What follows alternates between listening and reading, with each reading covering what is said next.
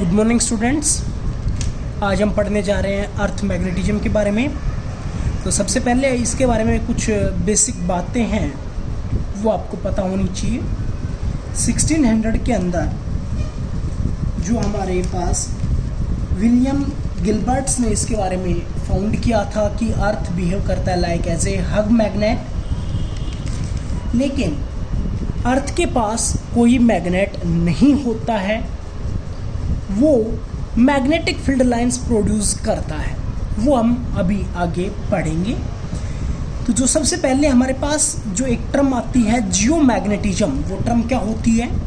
It is a branch of physics which deals with the study of magnetism of earth is called terrestrial magnetism और जियोमैग्नेटिज्म। हम उसको terrestrial magnetism भी बोल सकते हैं और जियो मैग्नेटिज्म भी बोल सकते हैं। ये हमारे पास एक फिजिक्स की ब्रांच है जो हमें डील्स करती है, स्टडी करते हैं मैग्नेटिज्म की अर्थ के ऊपर। ठीक है, अर्थ की वजह से हम कह सकते हैं। जो हमारे पास अगर कुछ पॉइंट्स, बेसिक पॉइंट्स मैंने पहले भी एक्सप्लेन किए हैं कि हम कोई भी एक सॉफ्ट आयरन कोर को अगर नॉर्थ साउथ डायरेक्शन के अंदर अर्थ के अंदर दबा देते हैं तो कुछ टाइम के बाद वो भी एक बिहेव करने लग जाता है लाइक एज ए मैग्नेट। वो तब बिहेव करेगा जब अर्थ के पास कुछ मैग्नेटिक फील्ड लाइंस होंगी। जैसा कि हमने पीछे पढ़ा कि अगर हम किसी भी एक मैग्नेटिक मटेरियल को अर्थ या मैग्नेटिक फील्ड लाइंस के अंदर रख देते हैं तो वो उसकी प्रॉपर्टीज़ को फॉलो करने लग जाता है लाइक एज ए मैग्नेट की प्रॉपर्टीज़ को। एक टर्म आएगी हमारे पास न्यूट्रल पॉइंट। न्यूट्रल पॉइंट क्या होता है? देखो, यहाँ पर मैंने एक मैग्नेट लिया, ये एक मैग्नेट मान लिया मैंने, और इस मैग्नेट की वजह से यहाँ पर कोई ना कोई फील्ड लाइंस होंगी। इस मैग्नेट, यहाँ पर मैंने एक मैग्नेट माना और उस मैग्नेट की वजह से इस किसी एक पॉइंट के ऊपर, जैसे कि ये वाला मैग्नेट मैंने मानना है, और इसकी वजह से यहाँ पर कोई ना कोई फील्ड लाइंस तो होंगी। और प्रत्येक पॉइंट के ऊपर अर्थ की वजह से भी मैग्नेटिक फील्ड लाइंस होंगी। तो ये कहता है कि न्यूट्रल पॉइंट वो पॉइंट होगा जहाँ पर अर्थ की वजह से मैग्नेटिक फील्ड लाइंस और उस मैग्नेट की वजह से जो मैग्नेटिक फील्ड लाइंस का जो नेट मैग्नेटिक फील्ड है वो स्ट्रेंथ 0 आ जाए। नेट मैग्नेटिक फील्ड स्ट्रेंथ 0 मतलब अर्थ की वजह से उस पॉइंट के ऊपर अलग डायरेक्शन में हो और उस मैग्नेट की वजह से अलग डायरेक्शन के अंदर हो और दोनों का मैग्नीट्यूड भी इक्वल हो, तो उस पॉइंट को हम क्या कहेंगे? Neutral point.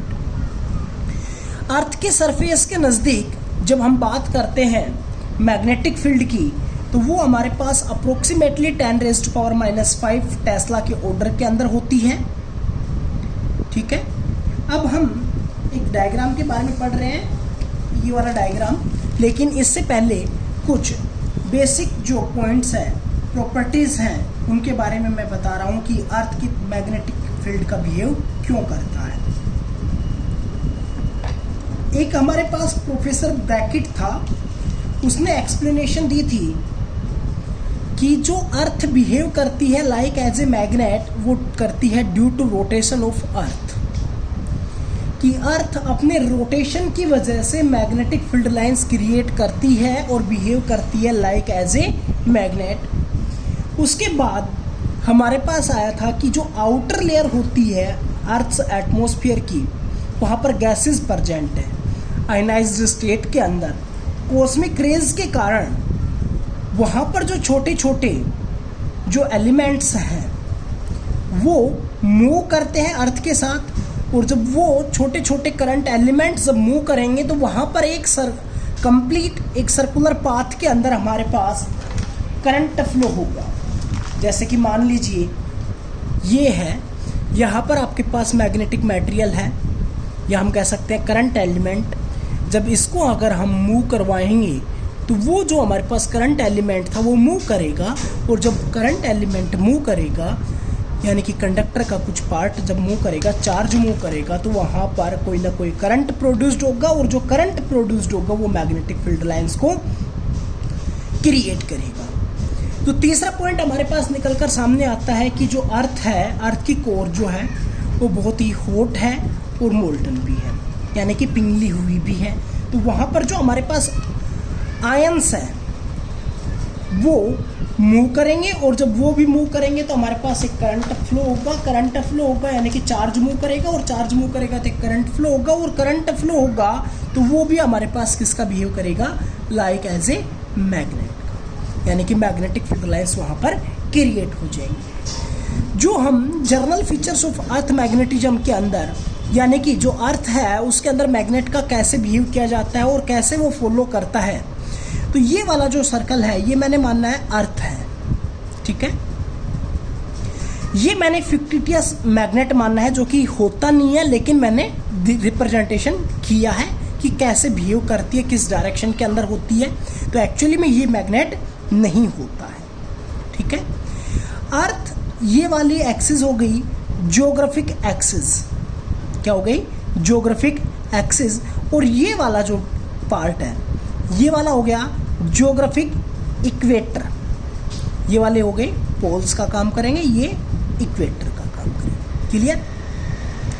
अब जो अर्थ के साथ जो मैग्नेट बिहेव करता है वो मैंने इस शेप के अंदर माना, यानी कि ये वाली जो लाइन है ये वाली कहलाएगी मैग्नेटिक एक्सिस, यानी कि मैग्नेट कुछ ना कुछ एंगल बनाता है ज्योग्राफिक एक्सिस के साथ, अलग अलग प्लेस के ऊपर उसकी वैल्यू अलग अलग होती है, वो हम अगले टॉपिक के अंदर पढ़ेंगे, ठीक है। अगर ये हमारे पास मैग्नेट का बिहेव कर रहा है तो ये वाली लाइन क्या हो गई, मैग्नेटिक एक्सिस, और जो मैग्नेटिक एक्सिस के जो परपेंडिकुलर जो इक्वेटर हो गया ये क्या कहलाएगा, मैग्नेटिक इक्वेटर। अब ये हमें पता है कि जो magnetic field lines north pole से ट्रैवल करती है और साउथ की तरफ करती है, तो नॉर्थ पोल मैंने इधर मानना है, साउथ पोल मैंने इधर मानना है, तो मैग्नेटिक फील्ड लाइंस इस डायरेक्शन के अंदर ट्रैवल कर रही होंगी, क्लियर।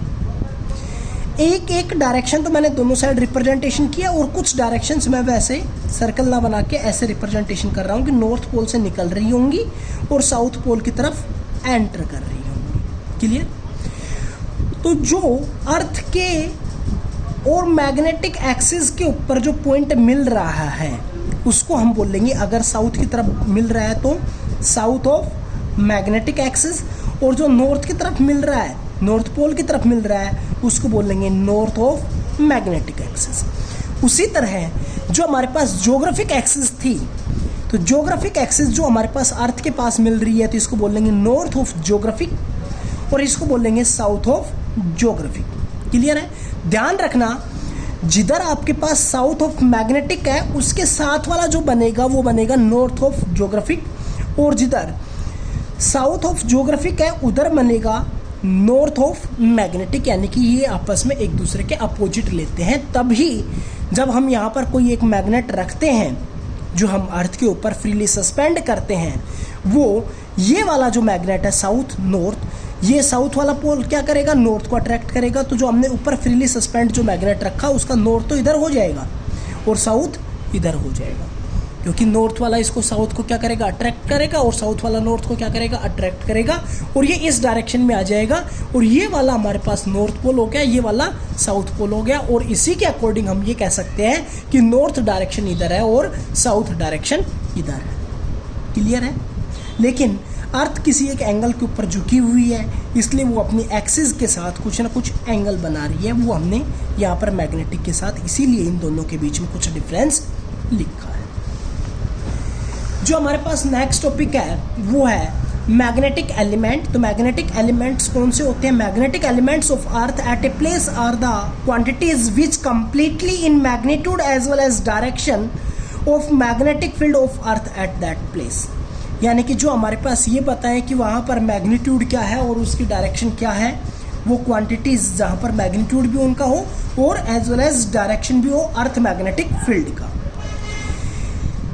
इसके अंदर हमारे पास फर्स्ट पार्ट बनेगा वो है मैग्नेटिक डिक्लिनेशन, जिसको हम एंगल थीटा से रिप्रेजेंटेशन करते हैं। तो मैग्नेटिक डिक्लिनेशन क्या होता है, the smallest angle between magnetic axis and geographic axis at a place is defined as theta at that place. यानी कि ये हमारे पास हो गई नॉर्थ ऑफ ज्योग्राफिक, यानी कि ये हो गई ज्योग्राफिक एक्सिस और ये हो गई मैग्नेटिक एक्सिस। इन दोनों के बीच में जो एंगल बन रहा है अलग अलग प्लेस के ऊपर अलग अलग होगा, वो वाला एंगल क्या कहलाएगा?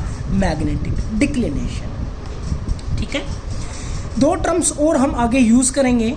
ए vertical plane passing through north south line of a freely suspended magnet is called magnetic meridian. जो हमारे पास जो मैग्नेट है, अगर हम उसके वर्टिकल प्लेन के अंदर जो नॉर्थ साउथ के वर्टिकल हो, वहाँ पर अगर हम कोई एक प्लेन बना लेते हैं तो वो क्या कहलाता है? Magnetic meridian. और अगर हम ज्योग्राफिक जो नॉर्थ और साउथ है, जैसे कि ये हो गया, इसके अकॉर्डिंग ये वाला प्लेन हो गया, तो ये वाला प्लेन क्या कहलाएगा? Magnetic meridian.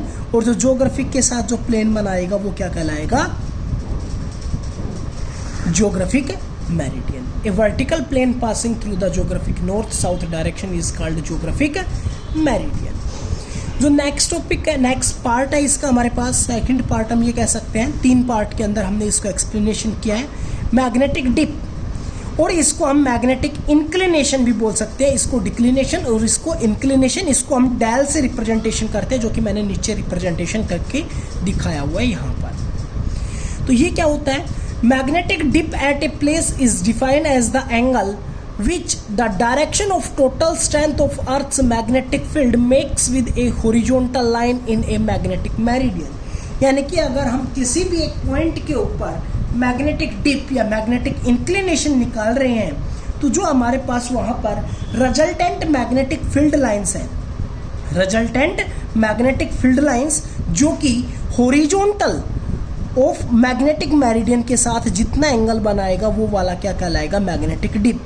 यानी कि मान लिया हमारे पास रिजल्टेंट मैग्नेटिक फील्ड जो आर है वो एक के वेक्टर से रिप्रेजेंट कर रहे हैं, और जो कि हॉरिजॉन्टल मैग्नेट, ये वाला मैंने लिया है मैग्नेटिक मेरिडियन, और ये वाला जो मैंने लिया है ये लिया है ज्योग्राफिक मेरिडियन। इन दोनों के बीच में जो एंगल है वो मैंने लिया है थीटा, यानी कि मैग्नेटिक डिक्लिनेशन। और अब देखो, ये वाली जो रिजल्टेंट थी, ये मैग्नेटिक मेरिडियन के साथ ये वाला कंपोनेंट हो गया हॉरिजॉन्टल, ये वाला हो गया वर्टिकल। हॉरिजॉन्टल के साथ रिजल्टेंट मैग्नेटिक फील्ड जितना एंगल बना रही है वो क्या कहलाएगा? ये वाला एंगल क्या कहलाएगा? मैग्नेटिक इंक्लिनेशन और मैग्नेटिक डिप। Thank you. आपको इस चैप्टर को एक बार बुक के अंदर से ज़रूर पढ़ना है, और कुछ बेसिक पॉइंट्स और हैं उनको भी एक बार रीड करना है। Thank you.